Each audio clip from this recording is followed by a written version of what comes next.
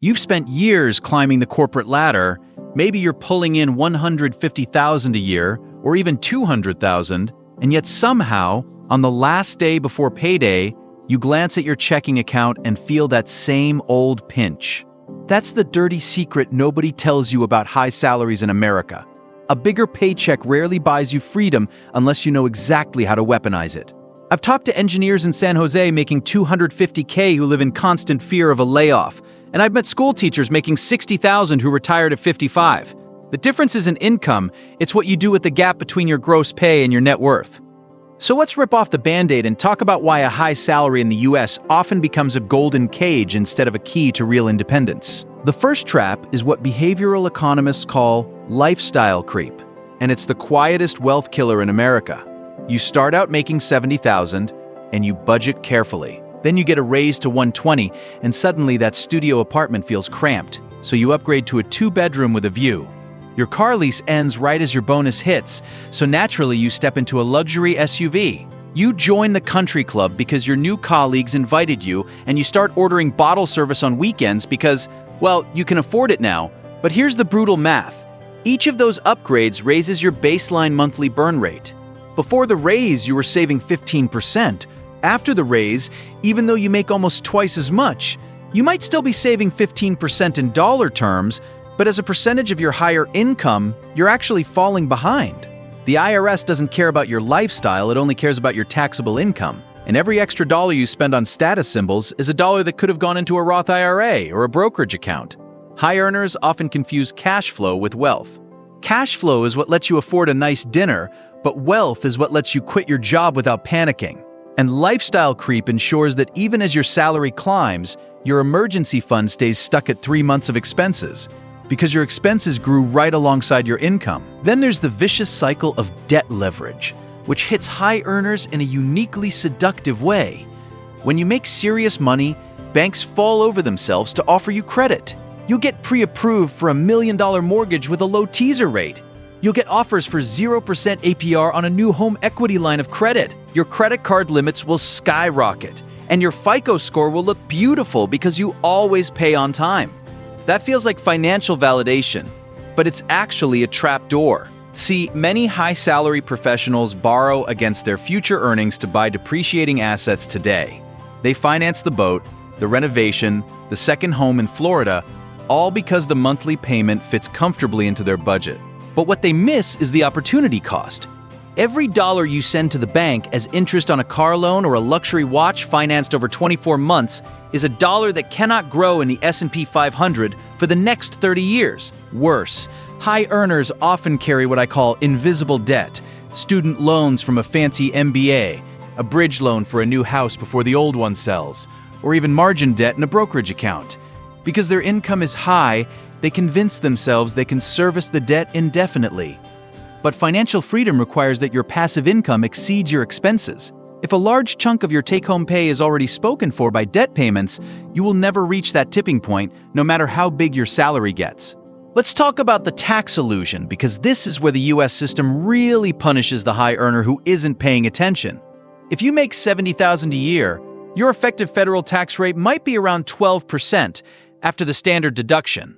But if you make $250,000 as a single filer, you are firmly in the 35% marginal bracket. And when you add state income tax in places like California or New York, plus FICA plus Medicare surtax, your marginal dollar can be taxed at nearly 50%.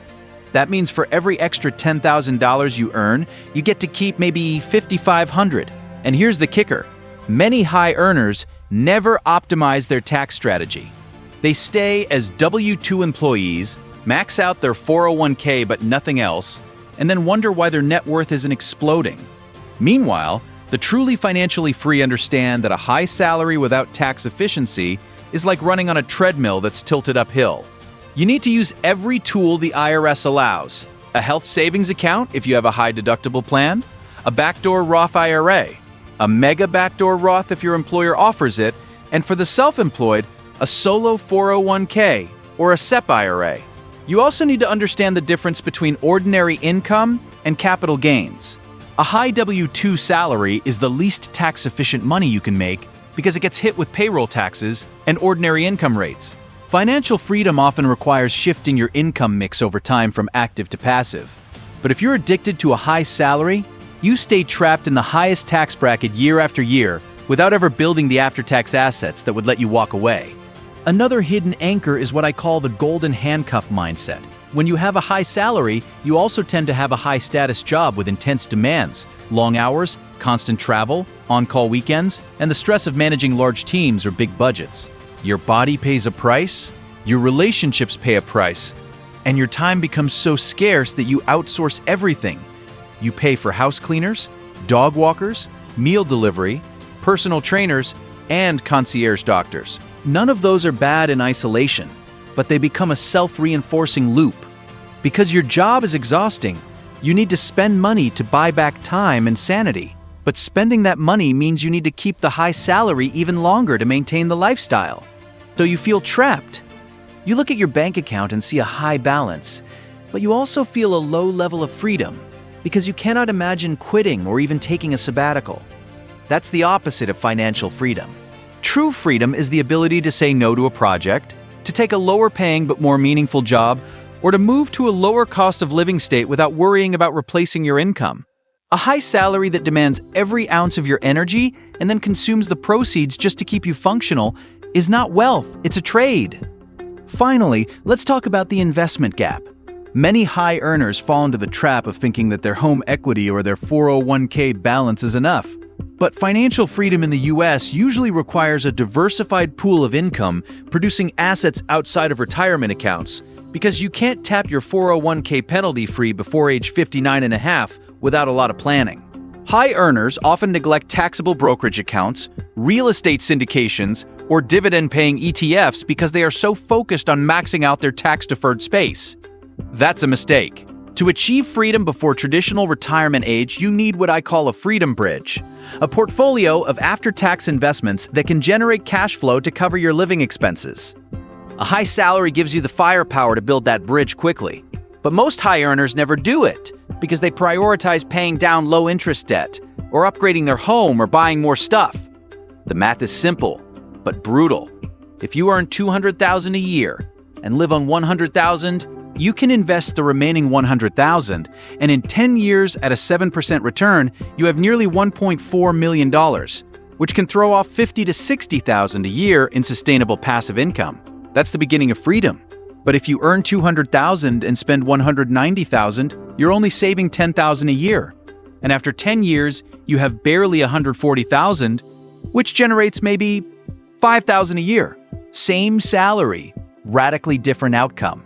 The high earner who saves 10% is actually poorer in freedom terms than the median earner who saves 30% of a smaller paycheck. So where does that leave you? If you have a high salary right now, do not feel guilty about it, but do feel empowered to break the cycle. Start by auditing your real monthly expenses and ask yourself how much of this spending actually makes me happier or healthier versus just signaling success to people I don't even like. Then automate your savings so that every raise is split 50% to investments and 50% to lifestyle, not the other way around. Max out your tax-advantaged accounts, but then go beyond them. Build that taxable bridge. And most importantly, redefine what financial freedom means to you. For some people, it's a $4 million portfolio and a house in the hills. For others, it's simply the ability to take a year off to write a novel or spend more time with aging parents. A high salary can be a powerful tool to get you there faster, but only if you stop treating it like a permission slip to spend and start treating it like a lever to buy your own time back. The moment you realize that every unnecessary expense is actually a trade, not just of dollars, but of the hours of your life you traded to earn those dollars, that's the moment you stop being a high-income slave and start becoming genuinely wealthy. And that, not the number on your W-2, is the only kind of freedom that matters. And if this video made you rethink what you're actually working for, then do me a real favor. Hit that like button so YouTube knows this is the kind of smart, honest finance content you want to see more of.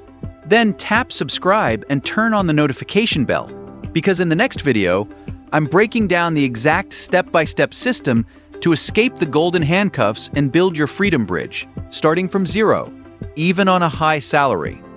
don't stay trapped just because your paycheck looks pretty. I'll see you in the next one.